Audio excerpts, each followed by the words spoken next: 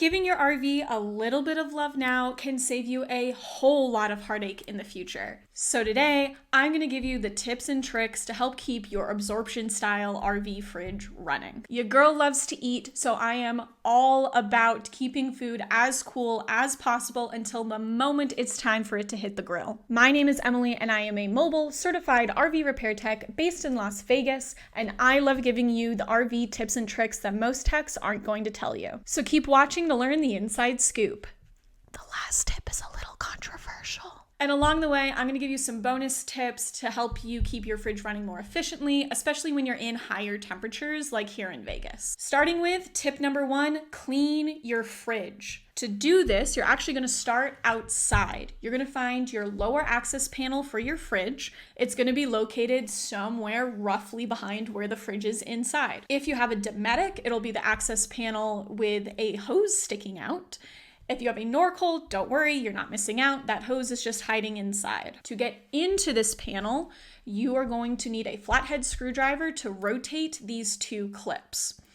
I personally love my Klein 11-in-1 for this, but any flathead will do. Once you get that panel off, the inside's gonna look something like this. And if you've never been inside, I bet yours is even dirtier than this one is. Just give that compartment a good vacuuming. If you have access to compressed air, maybe blow it out a little bit. Dirt, grime, and leaves have a tendency to get into the igniter and keep it from igniting, and we kind of need that for the fridge to work. So just keeping this area clean is really going to help you out in the long run. You can also take a quick look up the side of the compartment with a flashlight and just make sure any leaves or debris haven't made their way up there.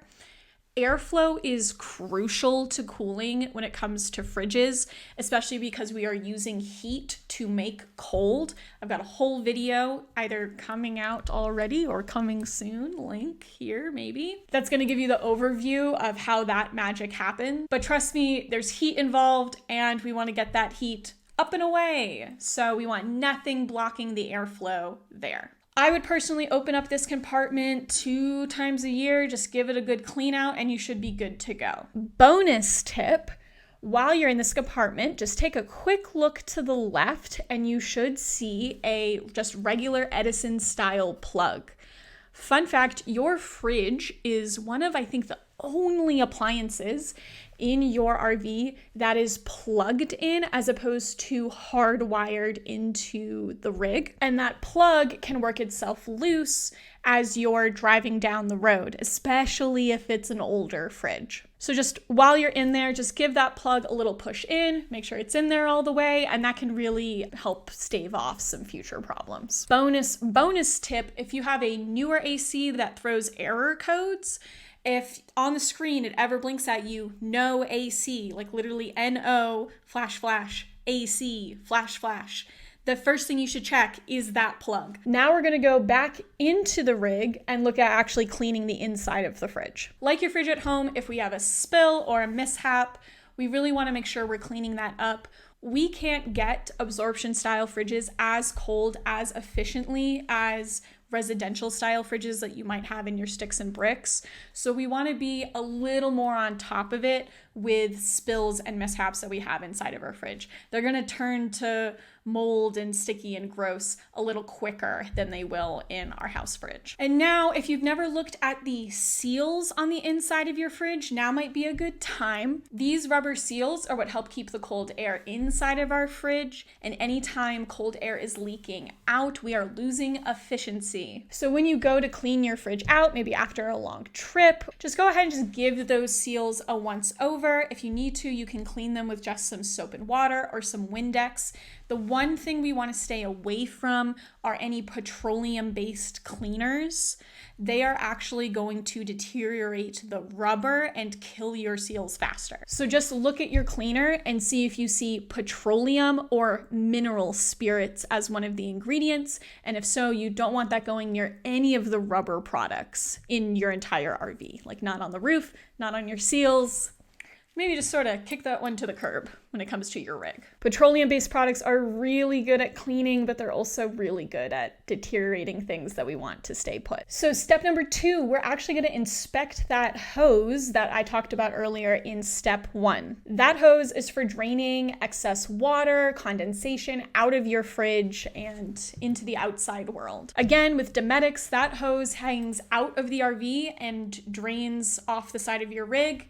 In a Norcold fridge, it actually drains into a small bucket inside that lower compartment and then evaporates out. For some reason though, these hoses come ridiculously long and are often snaked in such a way that, like, if this is the hole, it then immediately snakes up and then comes down over here in such a way that it would never drain. It sucks. So there are 2 things you can do to fix this. You can either just reroute the hose so as it's coming out, it immediately goes down and then back up and drains.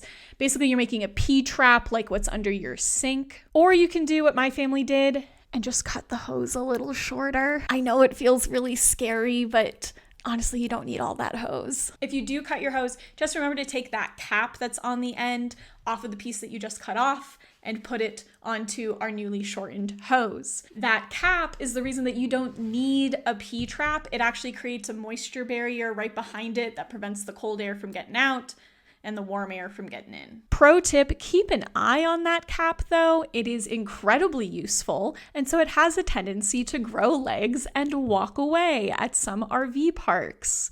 So just give it a once over every now and again and make sure it's still there. When you go to put that access panel back on, remember, if you have a Dometic, make sure to stick the hose back through the panel so it can drain outside. Step number 3, we are going to make sure that our fridge is actually properly installed. Look, it's no secret that not all RVs are made with tender, loving care. They can be thrown together with chewing gum and a prayer. And sometimes they're just plain missing parts. There is a non-0% chance that your RV is missing some insulation that's going to really help with its efficiency. To look for this, and I'm sorry I don't have video, you're going to look at the upper access panel for your fridge. If your fridge is in a slide out, that access panel is going to be on the side of your rig.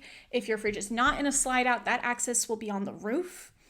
Either way, look down. You should be able to see a piece of insulation sitting on top of your fridge. It is often just completely not put in there. You would be surprised at the number of rigs that are just missing that piece of insulation. If yours is one of them, you could just head to your local Home Depot, Lowe's, hardware store, get another piece of just regular wall insulation and throw it up there, see if it helps your freezer get to temperature any easier. Our next installation check is going to be back at that lower access panel again. This is gonna be like a one-time check, again, just to see if your fridge was installed properly. You're going to wanna do this check with your fridge off because the pipes in the back can get quite hot. So if the fridge hasn't been running for a while, just look up and see how much space there is between the inside wall of the compartment and the pipes in the back of your fridge.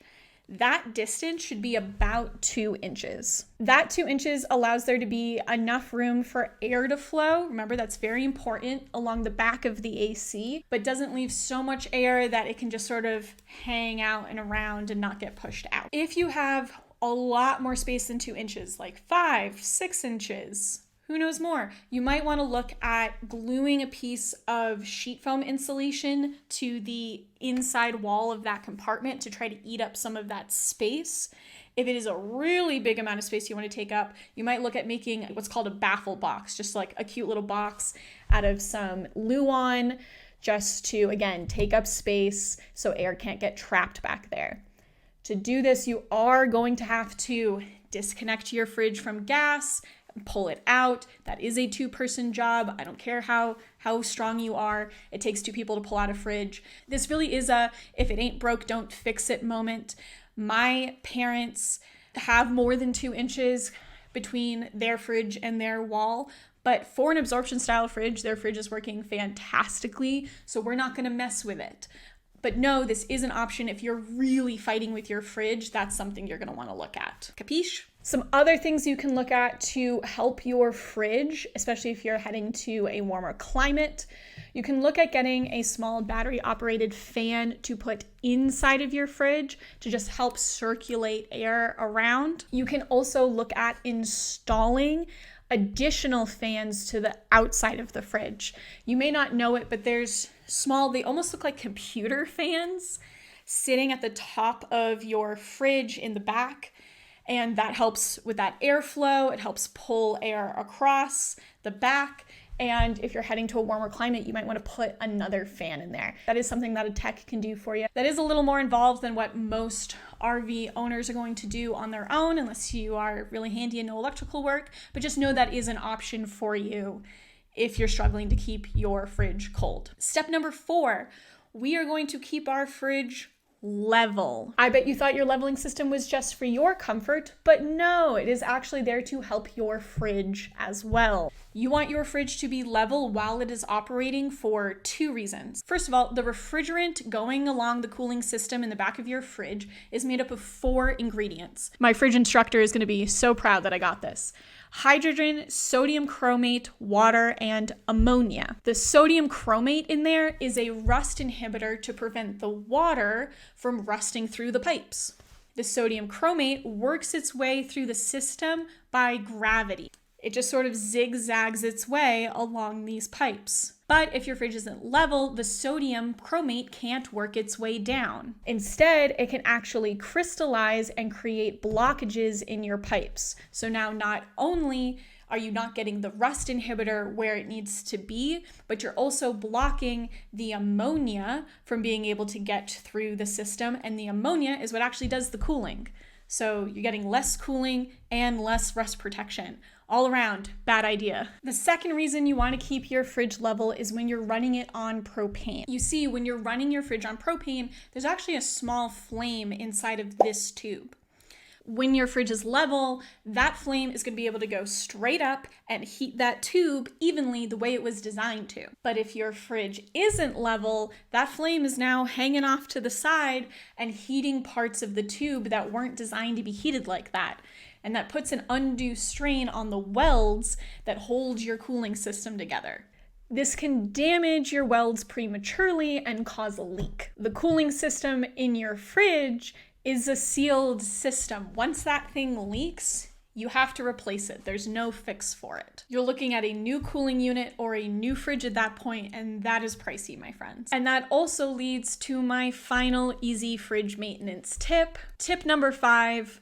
Please do not drive with your propane on. I know this is a controversial one, my friends. For every one person out there saying don't do it, there's another guy out there saying, I've driven with my propane on for 50 years, uphill, both ways, in the rain, and I've never had a problem. But I fall pretty firmly in the camp of don't do it. It's just not worth the risk. There are a host of safety reasons why not to, including that a lot of RVs run their propane lines over the wheel wells, so all it takes is one rock getting kicked up to pierce a line, and then you potentially having a giant bomb on your hand. But we're not talking about those safety reasons today. We're talking about just your fridge. Remember when I said we wanted to keep our fridge level? Well, guess what isn't level? Driving up a mountain or across the bumpiest highways that I've ever encountered in New Mexico, or just hanging out in a Walmart parking lot. All of that unlevel movement means that flame is in there bouncing all over the place and heating up a lot of those pipes that aren't meant to be heated up like that. It's a big safety hazard. Do you remember when I said what the 4 ingredients in your fridge refrigerant are? Do you remember when I said that one of them was hydrogen, like what they put in the Hindenburg balloon? You really don't want that stuff leaking out and getting to that flame. Remember, here at RV Repairwoman, we take a hardline stance of no bombs. But Emily, I can hear you shouting, how am I supposed to keep my food cold while driving if I can't turn on my fridge? It's simple, guys. You're in a camper. Act like a camper. You're just going to pack your fridge up like it was a cooler. If you need to, throw some ice packs in there. And then just close that sucker up, drive to where you're going to be, and turn it on when you get there. it'll stay cold. Bonus tip, if you want to, you can take something from your freezer that you wanted to defrost for dinner anyway, move it down to the fridge. It will defrost slightly and help keep everything in the fridge cold. The big thing here is to just not open your fridge while you're driving. Even when the fridge is on, for every 1 minute you have that door open, it takes your fridge about an hour to get back to temperature. And this is amplified even more when the fridge is off. Pack up the fridge, close the door, don't open it till you get there, and then turn it on once you can hook up.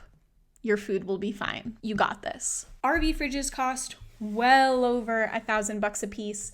And just doing the tips talked about in this video are going to save you some major moolah in the long run. If you'd like to learn some other maintenance tips that are going to save you some major money in your rig, I have a free ultimate guide to RV maintenance. Link is in the description. I talk about how to maintain everything in there from your ACs to your slide seals to your fresh water tanks. Yes, I know people are very overwhelmed by those. It's full of RV secrets that are going to save you money and keep your rig on the road. And don't forget to subscribe to RV Repairwoman. If you found this video helpful, let me know in the comments. And remember, you got this.